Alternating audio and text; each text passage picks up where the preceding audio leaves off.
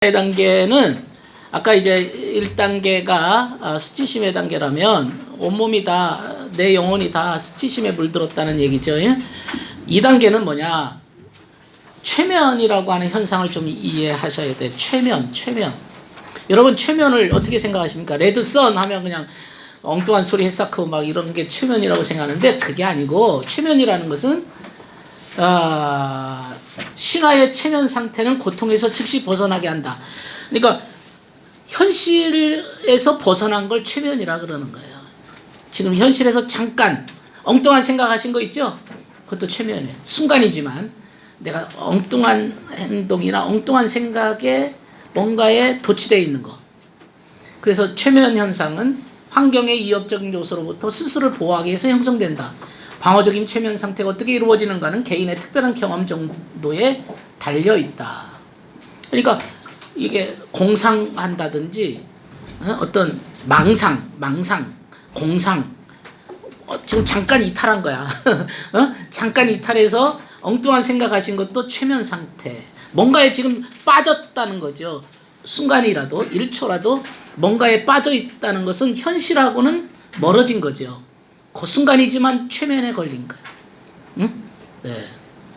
야, 돌아와. 제정신으로 돌아와. 이렇게 이제 최면에 돌아오라는 얘기지. 그러니까 그런 최면 현상을 이해하셔야 돼요.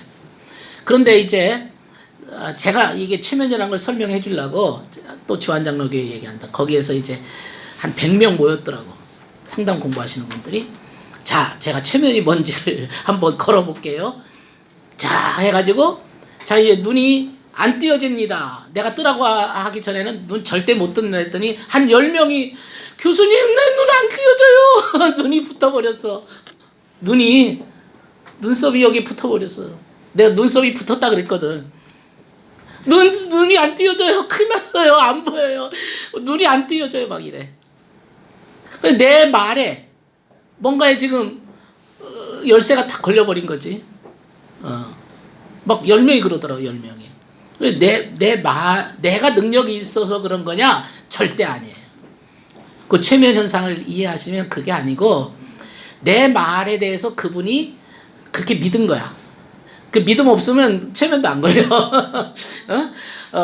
자기 믿음으로 자기가 걸은 거야.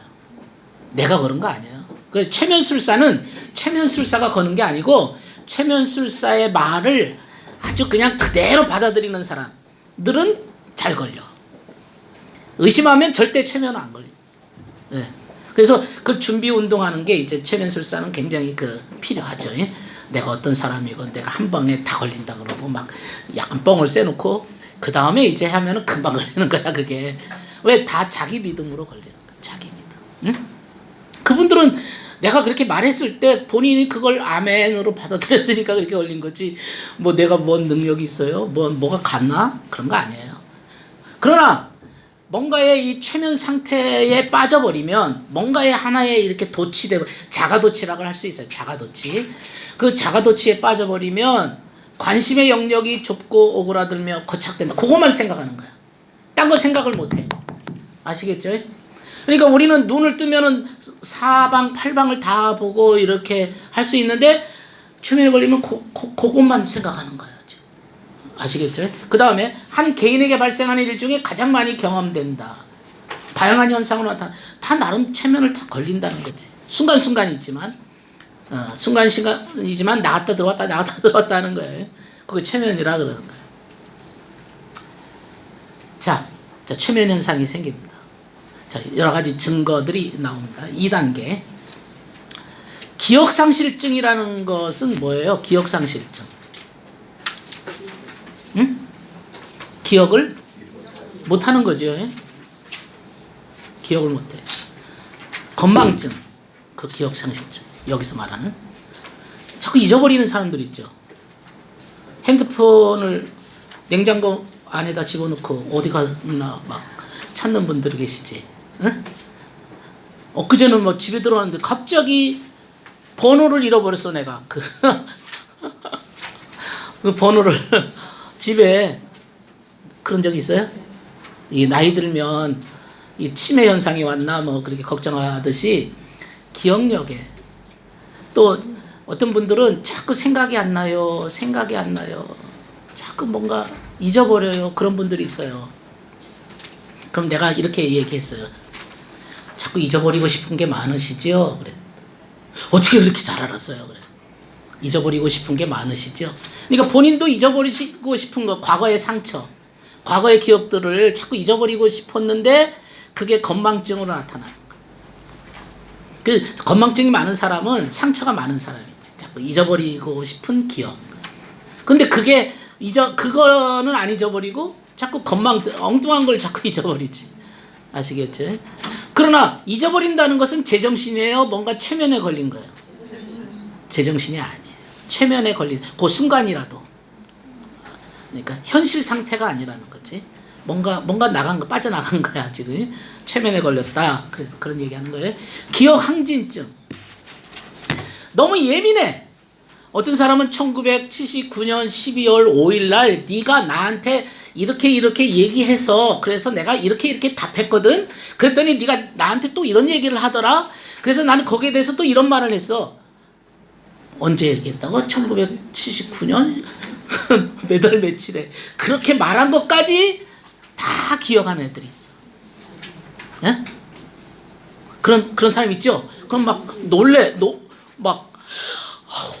내가 그런 말을 한 것까지 기억하냐? 너무 예민하게 기억을 해. 필요 없는 거. 여러분 초등학교 동창들 모임에 가보면 유난히 기억 잘하는 애가 있어요. 너 그때 당시 어떤 애였지? 뭐 이거. 딴 애들은 하나도 기억 못하는데 그 놈만 기억을 해. 기억력 높은 애들. 걔가 기억력이 높은 게 아니고 지금 최면 현상, 우리 심리학으로 말하면 기억 항진증이야. 뭔가 예민하게 기억하지 않으면 안 되는 삶을 살아왔던 거예요. 기억해야만 살아남을 수밖에 없었던 자신의 마음을 그런 쪽으로 몰고 간 거야. 그래서 그렇게 된 거예요. 그 다음에 긍정적 환각. 환각이라는 것은 뭘 보는 거거든요. 근데 긍정적이라는 말보다 사실은 너무 잘 봐. 뭘 봤대 자꾸. 봤다는 사람들 있죠. 뭐 어디 가서 뭘 보고 갑자기 뭐 누가 지나갔다는 것도 보고. 그렇지만은 사실은 안 지나갔거든요. 뭘 보는 사람들 있죠. 환각. 그러니까 주님이 제대로 가르쳐줘서 보는 어떤 계시적인 인스피레이션이 아니고 그냥 심리적으로 보는 사람들을 얘기하는 겁니다. 그것도 제정신이 아닌 거예요. 여기서 보면은 우리가 보면 뭔가에 체면에 빠진 거예요. 그 환각이라는 체면에 빠져버렸어요. 여기서 정신 상태를 좋은 쪽으로 보는, 우리가 좋은 쪽으로 보아서 얘기하는 거 아닙니다. 심리는 항상 안 좋은 쪽으로 보는 겁니다. 계시를 얘기하는 게 아니고 뭘 자꾸 보는 사람들이 있어요. 부정적 환각은 봐야 될 걸 못 봐. 이 사람은 내 핸드폰이 어디 있지? 귤 어디 있지? 귤 아까 분명히 있었는데 귤이 어디 있어요? 여기 있네. 근데 이게 눈에 봤는데도 그걸 못 봐. 분명히 봤거든요. 근데도 못 봐. 보고 싶은 것만 보는 거예요. 그런 사람들 있죠. 여러분들도 가끔 그럴 때 있으시죠. 응? 이 자 어딨지? 했는데 뭐 책상 위에다 놓고 자 어딨지? 찾고 있어. 이게 그런 거죠. 감각 왜곡. 이게 여러분이 이제 수술을 할 때나 어디 부모님한테 맞을 때는 나름대로 이 감각을 안 아프게 하려고 왜곡을 시킨단 말이에요. 이 버릇이 생겨요. 버릇이 생겨 막. 그 미국에 유명한 얘기가 있는데 어떤 사람이 자기 오른쪽 발이 필요 없는 애가 이게 달려 있다고 이걸 잘라달라고 수술을 온 거예요. 필요 없는 애가 내 발을 이 발이 필요 없어요? 감각을 못 느끼는 거예요. 의미를 못 찾는 거예요. 이 감각을 왜곡시킨다는 거, 이게 굉장히 중요한 거예요. 사실은 이게 이제 나는 감각 왜곡이라고 하는 것이 요즘에 동성애나 이런 것도 감각 왜곡이 된 거라고 보여져요. 정상적인 관계에서 나오는 감각이 아니라 비정상에서 만족을 느끼는, 이것도 하나의 감각 왜곡이라고 볼 수 있어요. 해리라는 것은 필름이 끊겨지는 거예요. 그래서 해리를 정신분열증하고 같이 보기도 해요. 정신이 딱 그 부분만 필름이 끊겼어요. 감각 해리, 뭐 느낌 해리, 생각 해리, 필름이 딱 끊어져 버리는 거예요. 귀신 들림도 해리 증상 중에 하나예요. 귀신 들림을 해리, 뭔가 필름이 끊겨져 버린, 제정신이 어디로 가버린 거야. 그 엉뚱한 인격이 들어와서 얘기하고 있는 거예요, 지금. 그 부분이 필름이 끊어진 거죠. 시간 왜곡. 부산까지 가는데 가장 빨리 가는 방법이 뭘까요? 예? 그 누가 얘기했어 지금? 애인하고 같이 간다. 그게 가장 빨리 가는 길이지. 예? 가장 늦게 가는 방법이 뭐예요? 예? 뭐라고? 시어머니랑 같이 가는 거. 그게 시간 왜곡이에요. 뭐 정답은 정답이네. 시간 왜곡. 시간이 훌쩍 지나가 버린 거 있잖아요. 정상적인 시간이 아니잖아요. 너무 빨리 가버렸어. 시간 왜곡이죠. 그만큼 느낌이라고 하는 게, 마음이라는 게 줄였다 늘렸다 지 멋대로 한다 이 말이에요. 이게. 그 다음에 나이 퇴행이라는 말 들어보셨어요? 퇴행이란 말 들어보셨어요? 거꾸로 돌아가는 거 이게. 막 이게 손톱을 물어뜯는다든지, 어른이 돼가지고, 예를 들면 이제 저 같은 경우도 이런, 김홍찬 씨 잠깐 나 좀 봅시다. 누가 그렇게 얘기하면요, 그때부터 갑자기 쫄기 시작해요. 이게 내가 뭐 잘못한 거 없나? 아무런 생각에도 없는데. 근데 보자는 소리는 아주 무서운 소리야. 여러분은 그런 소리 별로 안 무서웠죠? 나한테 선물 주려고 그러나? 나한테 뭐, 해? 근데 우리는 보자르 소리 하면은 굉장히 이제 쫄기 시작합니다. 왜 그랬을까요? 어려서 기억이, 보자. 너 좀 보자. 그 아버지가 항상 나를 호출을 많이 했어요. 학교 갔다가 이제 집에 오잖아요. 문 앞에서 이제 여동생이 이제 오빠 이제 큰일 났어. 이제 막 그런 소리야 이제. 그러면요 이제 가방 들고 집에 들어가야 되는데 여동생이 문 앞에 나와가지고 오빠 이제 큰일 났어. 그럼 이제 아버지가 나를 이제 혼내려고 준비하고 있다는 거에 쫄기 시작해요. 쫄아. 그래서 지금도 누가 보자 그러면은 쫄아. 보자 소리는 하지 마세요, 저를. 쫄기 시작합니다. 쫄아. 간이 쫄기 시작합니다. 퇴행. 근데 어떤 사람은 퇴행을 어린 시절로 돌아간 게 아니라 미래로 퇴행하는 사람이 있어요. 미래로. 어떨까요? 집안의 방구석에 앉아가지고 자기가 이제 10년 후에 뭐 국무총리가 되고 대통령도 되고 자기가 모두 되고 뭐 큰 사업을 해가지고 뭐 상상의 나래를 펴서 마치 자기가 이미 그렇게 된 사람인 것처럼 느꼈다 다시 돌아오는 사람들 있죠. 이 시간을 이게 퇴행으로 가는 거지. 이게. 현실에 입각하지 못하는 거죠. 이게 다 이게 뭐 때문에 최면이라는 말은 현실하고 멀어진 상태. 현실과 멀어진 상태를 최면이라. 그러나 이것은 이 최면이 왜 이런 현상이 생겼을까요? 사람들한테. 왜 이렇게 현실에 맞는 현실적인 느낌이나 현실적인 그 심리가 만들어지지 않고 왜 이렇게 현실하고 좀 과장되고 오버해서 뭔가 감각이나 이런 것들이 막 조절이 될까요? 고통에서 벗어나기 위해서. 약간 그렇게 하면은 심리적인 안정감이나 심리적인 어떤 편안함이 생기거든요. 고통에서 벗어나기 위한 방법으로 스스로 개발하는 거예요. 자기를 만들어 나간 거죠. 최면 현상입니다. 자, 이제 또 2단계까지 넘어갔어요. 최면이라고 하는 거. 신화가 만들어지는 단계입니다. 제 3단계. 제가 읽겠습니다. 같이 읽읍시다. 시작. 어린 시절 수치심에 묶였던 사건들은 지배적 장면이 된다. 이런 지배적 장면들은 수치심을 형성한다. 사람들은 시각, 청각으로 강력한 수치심에 무엇을? 이미지를 갖게 될 것이다. 그러니까 이게 뭐냐면 자라보고 놀란 가슴. 이게 이미지예요. 내 머릿속에 자라한테 자라보고 놀란 가슴의 이미지가 있어요. 그 다음에 그러다가 원래 자신에게 수치심을 주었던 사람과 비슷하게 보이는 사람의 목소리나 얼굴을 보면 깊은 수치심의 장면이 활성화된다. 고착된 지배적인 장면들은 관계를 오염시킨다. 그러니까 소뚜껑 보고 놀란다라는 말이, 소뚜껑 비슷한 장면만 떠오르면 갑자기 이전의 상처가, 이전의 이미지가 확 증폭이 되는 거예요. 활성화된다 그러죠.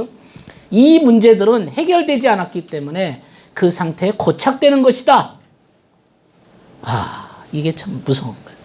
이걸 가지고 상처라 그러는 거예요. 상처라는 것은 현재 문제가 무엇과 연결되는 거다? 과거의 무엇과? 이미지와 연결되는 것이다. 다시 한번, 상처는 현재의 이미지가 과거의 이미지와 뭐 하는 것이다? 연결되는 것이다. 그러면 현재 이미지는 바꿀 수가 없죠. 현실은 못 바꾸잖아요. 현실은 못 바꾸잖아요. 그러나 뭐는 바꿀 수 있어요? 과거 이미지는 바꿀 수 있어요. 내 머릿속에 남아있는 이미지니까. 과거 이미지를 바꿀 수가 있어요. 어떻게 바꾸냐? 어떻게 바꾸냐? 또 이거 얘기하면 또 시간이 걸릴까봐. 제가 이제 전에 한 50대 아줌마가 왔어요. 남편은 아주 돈을 많이 버신 분이야. 그랜저 타고 왔더라고. 근데 뭐냐면 이제 남편하고 사이가 안 좋아요. 아들 셋인데 다 남편한테 일러 바쳐가지고 애들을 교육시켰대. 말 안 들으면 다 남편한테 다 일러 바치는. 그럼 애들은 두드러 맞아가지고 셋 다 정신과 약 먹고 산대.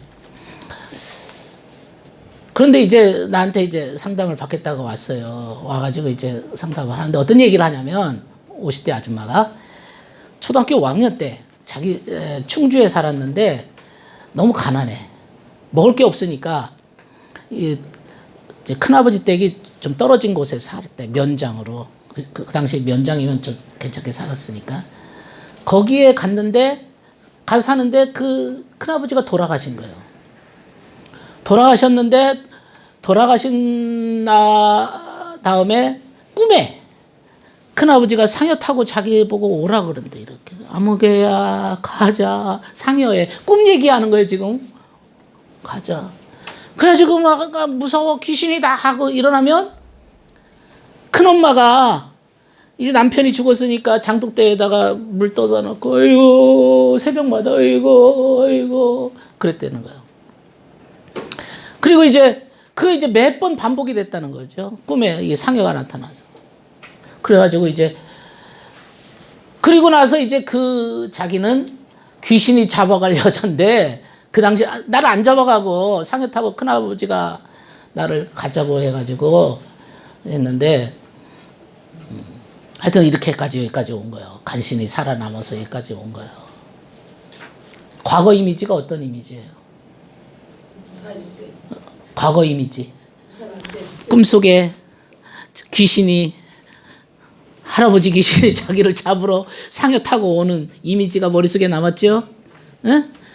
지금 현실은 지금 너무 잘 살아. 남편도 뭐 돈도 잘 벌고 잘 사는데 교회 집 사고. 이 과거 이미지가 항상 나를 지배하고 있는 거예요. 자라보고 놀란 가슴이 나를 계속 붙들고 있는 거예요. 자라가 계속 물 것 같은 두려움이 있는 거예요. 그래서 이제 과거 이미지의 문제잖아요. 초등학교 5학년짜리 꿈이 뭐 그리 대단하다고 인생 전체를 갉아먹잖아요. 그래서 내가 그러면 우리가 이게 참 치유라고 하는 것은 과거의 고통 속에 들어가야 돼요. 그 과거의 고통의 장면에 들어가야 돼. 그게 힘들어. 그게 사실은 제일 심리치료가 힘든 거는 과거의 고통을 직면해야 된다는 거예요.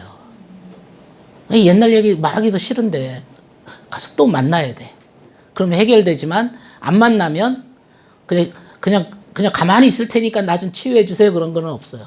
과거 속에 다시 들어가야 돼. 자, 그러면 다시 우리가 꿈속에 들어가 봅시다.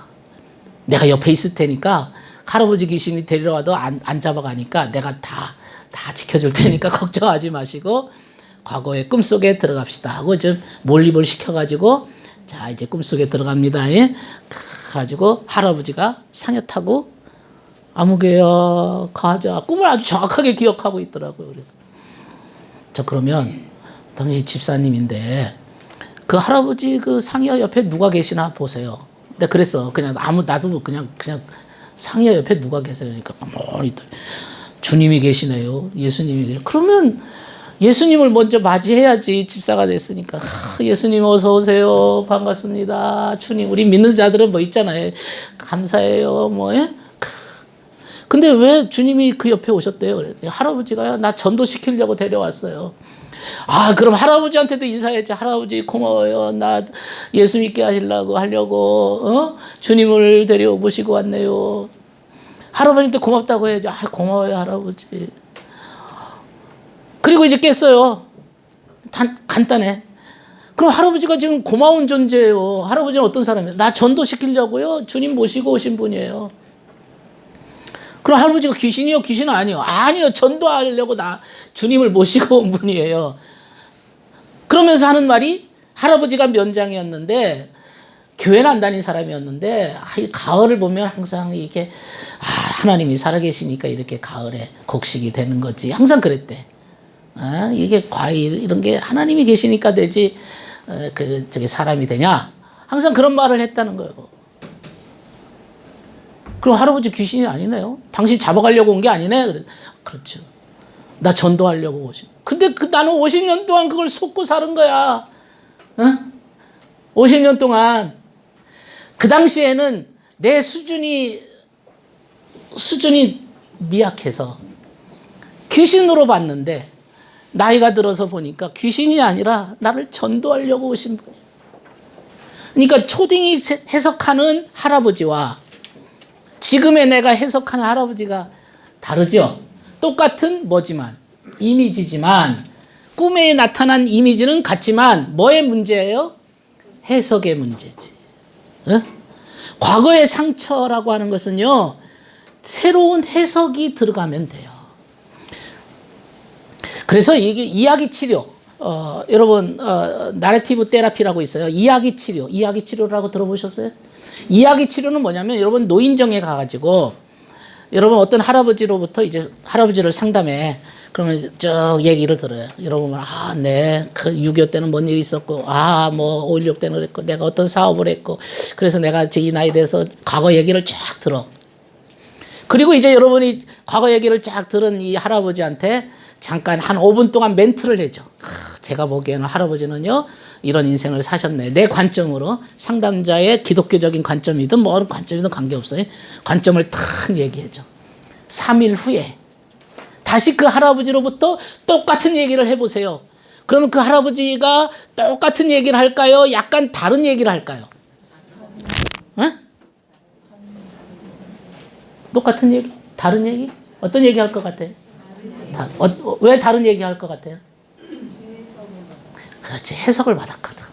인생에 대해서 요점마다 이분이 상담자가 해석을 해줬거든. 그러니까 그분이 이제 해석을 들은 이야기 치료를 할 때 해석을 들은 이 얘기는 또 다른 얘기가 나와요. 그게 굉장히 중요한 얘기예요.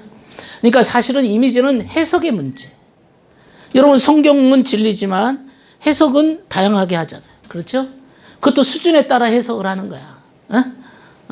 초딩 수준은 초딩밖에 안 보이는 거고 고딩들은 고딩 눈으로 성경을 보는 거예요. 아시겠죠? 인생이라고 하는 것은 다 해석이에요. 똑같은 새를 보지만 새가 운다고 할 수도 있고 새가 노래한다고 얘기할 수 있어요. 해석의 문제예요. 그 해석의 중심에 미스피케이션이 자리 잡고 있는 거예요. 미스피케이션이 자리 잡으면 그걸 통과해서 해석을 하기 때문에 아주 극단적 해석이 되는 거예요. 아시겠죠? 영혼의 해석이 안 되는 거예요. 이 지배적 관계가 있어요. 3단계.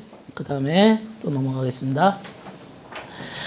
자, 과거의 그 이미지 문제와 제 4단계로 넘어갑니다. 혼돈의 문제가 생겨요. 혼란스러워요. 이 혼돈이라고 하는 주제는 정리가 안 된 거잖아요. 사람이 혼란스러우면 어떻게 될까요? 어떻게 하려고 하는 경향성이 생겨요.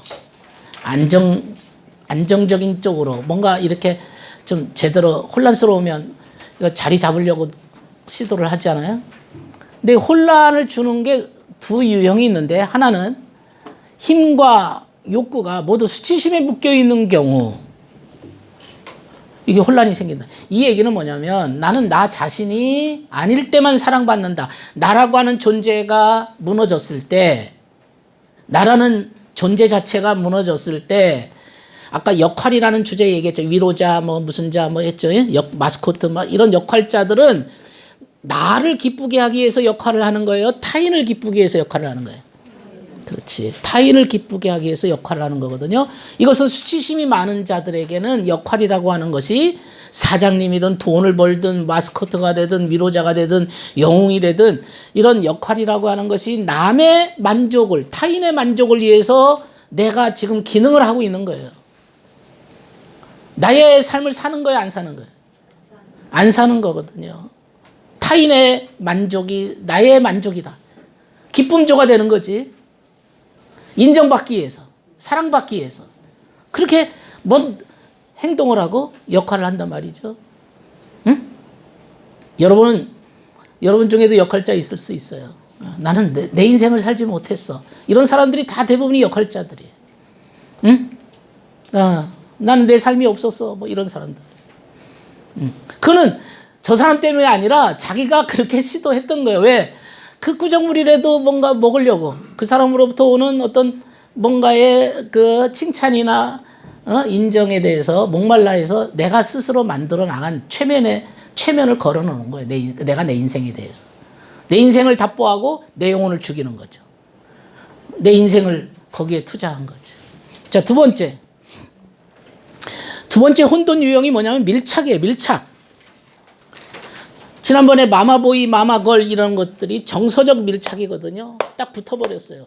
그러면 정서적 밀착이라는 것은 엄마와 아들의 관계에서 이렇게 밀착이 됐으면 아들의 인생이 파괴돼요? 엄마의 인생이 파괴돼요?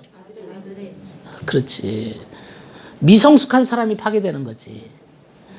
힘 있는 사람은 덜 파괴되고.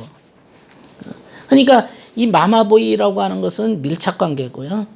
또 이제 이 마마보이뿐 아니라 이게 뭔가에 이렇게 밀착이라고 하는 것은 뭐냐면 의존하고 붙어버리는 거거든요. 공생관계거든요. 붙어버린 거예요.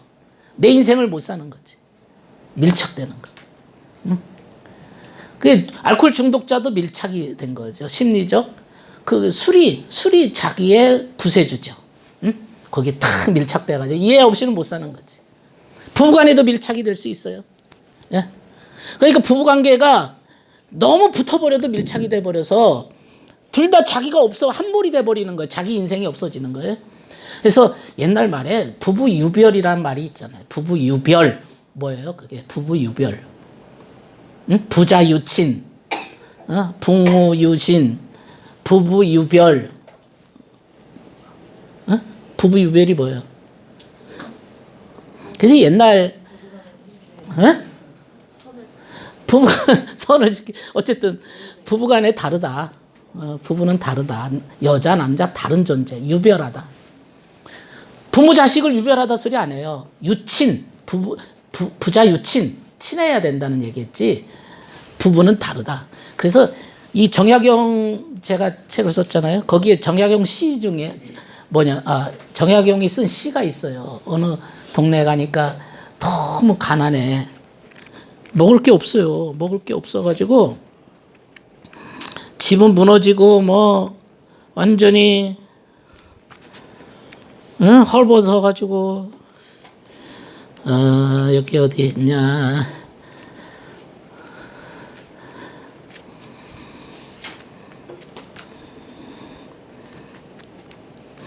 자기가 이 사람이 암행어사 할 때도 먹을 게 없어가지고 자기 책을 팔면서 이 책을 조금 더 어루만지고 싶어가지고 책 파는 게 힘들었다고. 암행어사 하면서도 먹을 게 없었어요. 그렇게 가난한 시절이 있었다는 거지. 조선사회가. 참.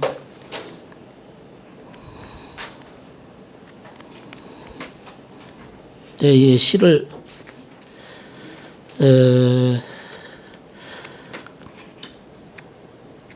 제가 읽어드리려고 지금 잠깐 찾고 있습니다.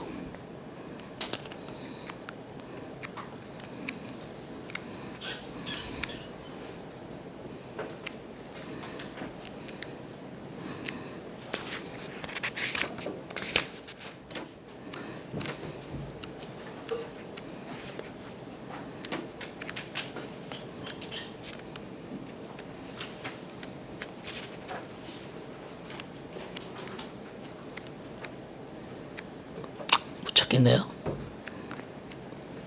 거기 보면 너무 가난해서 옷도 없고 벌거벗고 신발도 안 신고 옷이라고 다 찢어지고 먹을 거라는 것은 집에 보니까는 고추 두 말랭이 걸어놓은 게 전부야. 쌀도 없고. 그걸 시로 쭉 적으면서 뭐라고 하냐면 이불도 없어. 이불이 그냥 찢어진 이불 하나야. 하나 가지고 온 식구가 다 덮는 거예요. 흥분의 집처럼. 그러면서 부부유별 가당치도 않겠구나 이 말이에요. 옛날에 양반들은 아마 한 이불 속에 자는 게 아니라 이불은 따로따로 했나 봐요. 이불은 부인 이불 따로 남편이 이게 양반집들 부부유별이니까 이 한 이불 덮고 자는 건 이 서민들 얘기고 없으니까 그런 거고 그것도 부부유별이란 말 때문에 이불도 따로따로 덮고 잤나 봐요. 방이야 한 방에서 잤겠지만 부부유별 가당치도 않겠구나 뭐 이런 말을 써요. 조선시대 얘기하는 겁니다. 밀착이라고 하는 게 굉장히 여러분이 이제 따라서 합시다. 영웅들의 이야기는 집을 떠나는 데서부터 시작한다. 이게 뭔 말입니까? 영웅들의 이야기는 집을 떠나는 데서부터 시작. 집 떠나기라는 주제가 나옵니다. 집 떠나기. 집을 떠나야 돼요. 이 철로역정이라는 영화 보셨어요? 거기에도 이제 집을 떠나죠. 천성 가는 기독도가 자기의 장차 망할 성을 버리고 하늘나라 가는 길로 나아가는 거죠. 집 떠나기죠. 삼국지의 유비가 원래 집신을 이렇게 기던 사람인데 그걸 이제 집을 딱 떠나고 그렇죠? 개나리 보찜을 딱 지고 이제 나라를 구하러 집을 떠나지요. 예? 영웅들의 이야기는 집을 떠나는 데서부터 집 안에 갇혀버리면 출세가 안 돼요. 예. 먼 세상을 봐야지. 평생 그 동네에서 자라고 그 동네 앵두밭에 꽃순이하고 거기서 연애해가지고 거기서 결혼해가지고 평생 그 동네를 안 떠났다. 뭐 그냥 그걸로 끝나는 거야. 몰라. 행복은 있을지 몰라도 큰 일을 못해. 그래도 나가서 미국이라도 갔다 오고 말이지 한양에 가서 뭐도 하고 장사도 하고 한 사람이 이 세상을 넓게 보기도 하고 예? 그런 거죠. 뭔 일을 하는 거지. 예?